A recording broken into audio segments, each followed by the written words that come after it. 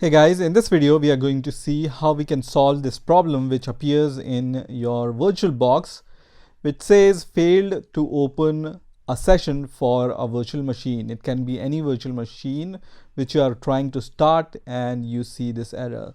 So when I try to start this virtual machine, which is a Windows 10 virtual machine, it gives me this window which is stating the same error which I already showed you, right?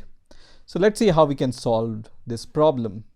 So for that, what I'm going to do is I'm going to just close my VirtualBox, and now I'm going to open the command prompt as administrator. So you can open a command prompt by searching for cmd here, and then just right click here and then click on run as administrator.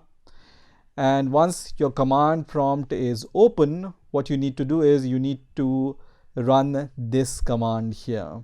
So this command I'm going to give you in the description of the video also.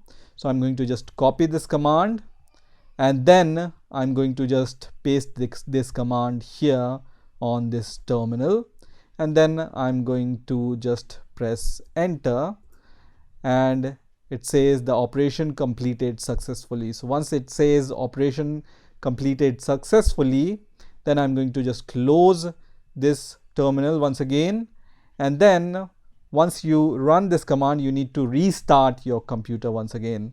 So what I'm going to do is I'm going to restart my computer. So now I have restarted my computer, and now I'm going to just start my VirtualBox after restarting my computer, and let's try if this problem is solved or not.